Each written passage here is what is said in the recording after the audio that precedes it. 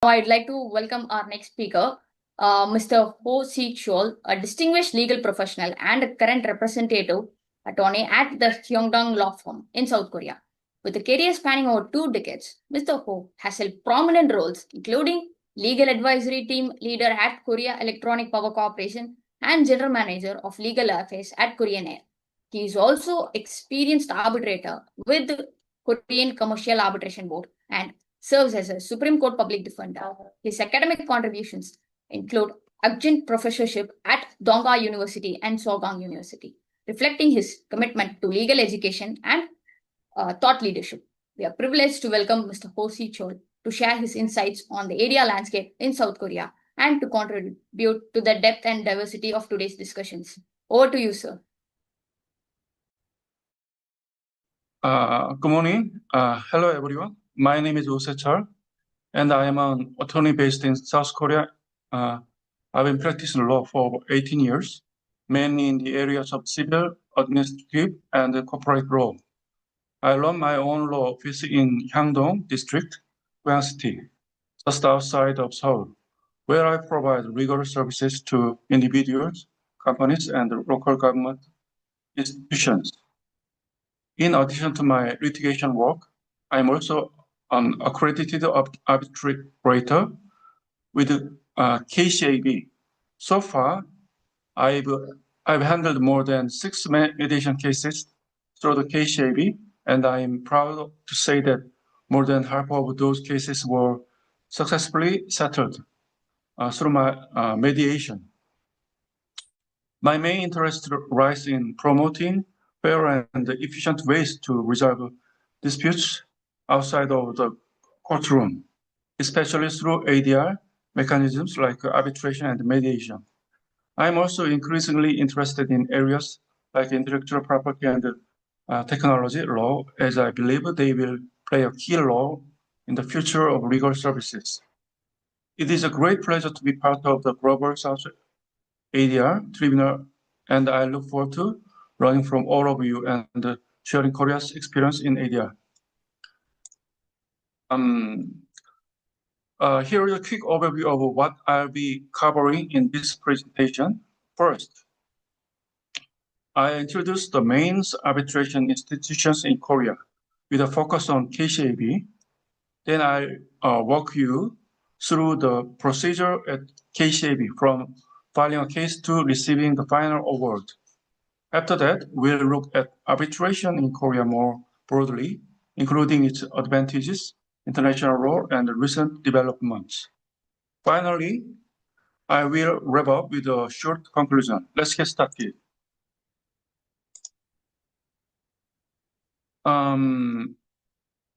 First, the Korean Commercial Arbitration Board, or KCAB, is the largest arbitration institution in the country. It was established in 1966 and offers services for both domestic and international disputes.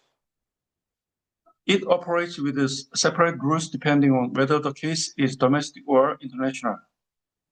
Besides KCAB, there are other specialized arbitration institutions in Korea, including the Korea Medical Dispute Mediation and Arbitration Agency, which handles medical-related disputes.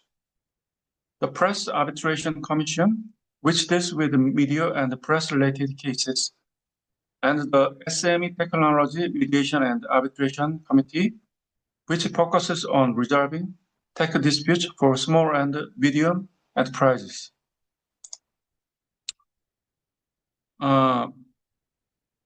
Let's take a closer look at several important parts of the KCAB arbitration process. First, initiation of arbitration. Arbitration officially begins when one party submits a request for arbitration to KCAB. This request must include a brief summary of the dispute, the names and the contact details of both parties, a copy of the arbitration agreement, and the specific relief or outcome the party is seeking. Once KCAB receives the request, it informs the other party and or asks them to submit a response to arbitration within a set time. Number two, international legal basis. Appointment of arbitrators. In international cases, parties can agree to appoint either a sole arbitrator or a tribunal of three. If they can't agree, KCAB will step in and appoint arbitrators from its qualified domestic or international panel. All arbitrators must be neutral, independent, and free from any conflict of interest. Now let's continue with the other important steps in the KCAB arbitration process. Pre-hearing and written submissions. Before the main hearing, a preliminary case management meeting is held to set the case timeline. During this phase, both parties submit their statements of claim and defense, relevant documents, evidence, and expert reports, and witness statements, if applicable. All communication and document exchanges are done through KCAB's secure online system, ensuring smooth and organized case management. Number 4, hearings if needed. Hearings may be held in person, virtually, or in hybrid format, depending on what the parties agree on. These hearings may include oral arguments, cross-examinations, and expert presentations. However, in some cases, especially those that rely heavily on written documents, a hearing may not be necessary. These steps ensure that every case is handled efficiently and fairly, based on the needs of the parties involved.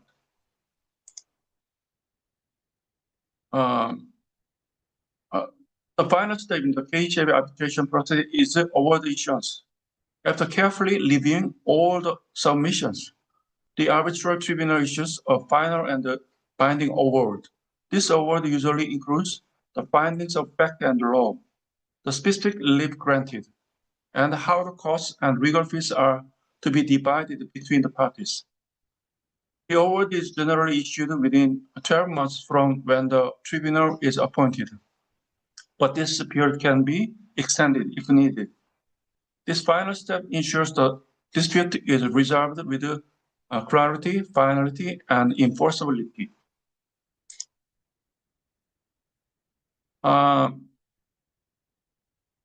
Let's now take a look at arbitration in Korea, focusing on the key institution and its advantages. Number 1, KCAB, the key arbitration institution.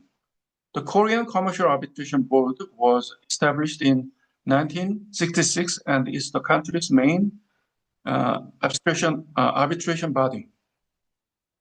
It handles both domestic and international cases and operates KCAB International to focus specifically on global disputes. KCAB also provides useful tools like model arbitration clauses, case management services, and access to a list of experienced arbitrators. Number 2, advantages of arbitration in Korea. Korea offers several advantages for arbitration. It has a pool of experienced and bilingual arbitrators, ideal for cross-border cases. The procedures are efficient and the awards are enforceable both in Korea and internationally. Arbitration here is often more cost-effective than going to court abroad. Korea's system is modern and aligned with international standards, supported by a strong legal framework. Its strategic location in Asia, along with advanced infrastructure, makes Korea an attractive venue for arbitration. As a result, it's becoming increasingly popular with both Asian and global companies. That's why Korea stands out as a leading hub for international arbitration. Now let's focus on international arbitration in Korea. Seoul is quickly becoming a regional arbitration hub, thanks to its modern infrastructure and strong legal framework. KCAB International is globally recognized and manages around 60 to 100 international cases each year, using procedures that align with the international arbitration standards. Korean courts are very supportive of arbitration.